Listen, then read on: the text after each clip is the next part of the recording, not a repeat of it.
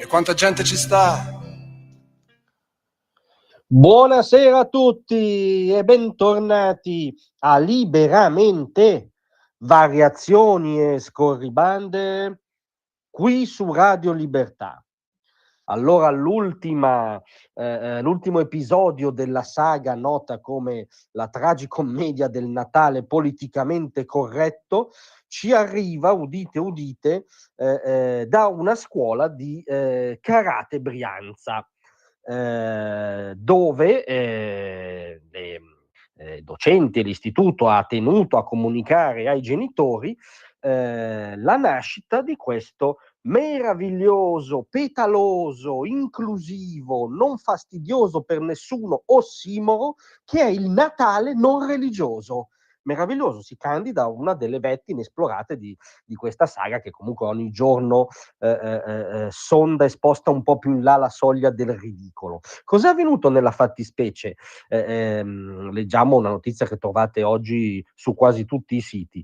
Le maestre di una scuola materna di Karate Brianza hanno voluto precisare con una comunicazione ai genitori cosa avrebbero fatto i loro figli, i bambini, in visita a una RSA cittadina, in un lodevole momento di comunità e comunione, se si può ancora dire, diciamo intergenerazionale, in avvicinamento al Natale. Rigorosamente non religioso, però.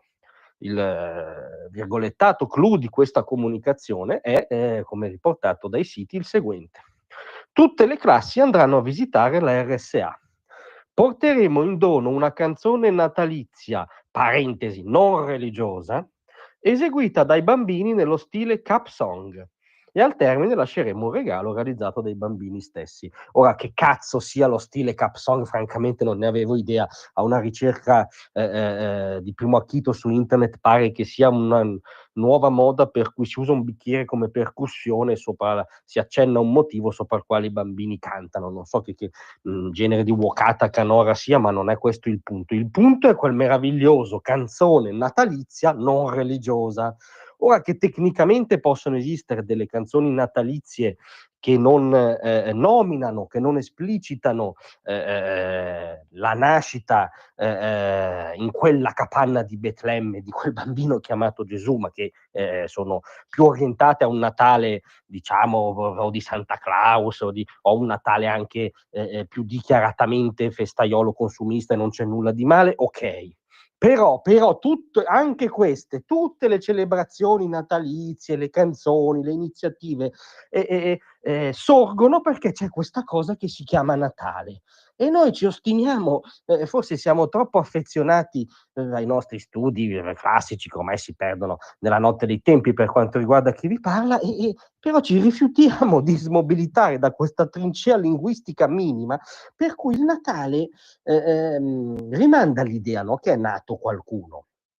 Rimanda al latino natalis, derivato da natus, participio perfetto del verbo nascere. Sì, è nato qualcuno, è nato appunto quel bambino. E quel bambino, accidenti, come dire, quella nascita ha una lievissima sfumatura religiosa. Cioè, mi sento giuro che mi sento ridicolo da solo a dirvele queste cose, ma vanno dette ormai perché vengono occultate.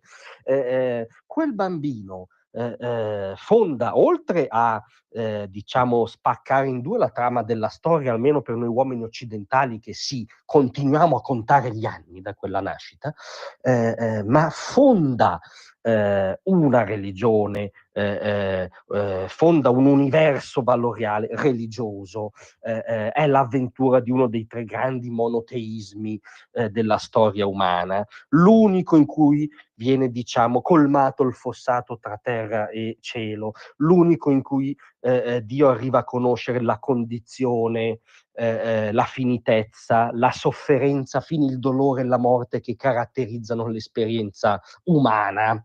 E questo è volenti o nolenti, non saremo inclusivi? No, non siamo inclusivi. Questa cosa è un unicum della cultura, della religione, della straordinaria avventura del cristianesimo. E forse anche per quel motivo che poi all'interno del mondo culturale cristiano germogliano quisquiglie che saranno anch'esse non inclusive, perché altrove non sono emerse, come la dignità intrinseca di ogni persona, perché se Dio ha conosciuto la condizione umana, ne ha conosciuto anche appunto l'automatica dignità in quanto tale, in quanto umana, il dovere della fratellanza col prossimo, con l'uomo in carne e ossa più vicino anzitutto, no? Non l'umanitarismo astratto. E poi quel bambino sarà anche colui che dirà: date a Cesare quel che è di Cesare e a Dio quel che è di Dio, separando drasticamente il peccato e il reato. E anche qui non siamo inclusivi. In altre esperienze religiose, anche in altri monoteismi, questa separazione non è accaduta, quantomeno con questa nettezza da parte del suo fondatore. E quindi dire un Natale non cristiano è come dire che andiamo tutti a farci un whisky analcolico.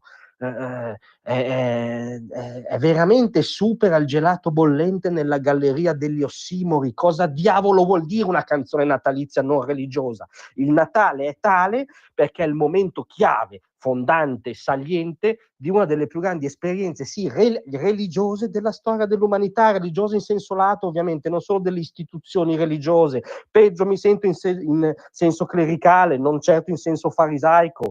I farisei erano i principali avversari di quel bambino fattosi adulto, nel senso però dell'esperienza che dà un senso al mondo, che propone un significato al mondo. Sì, il Natale ha qualcosina a che fare con un'esperienza religiosa e no, ci dispiace molto, non esistono canzoni natalizie rigorosamente non religiose. Fatevene una ragione.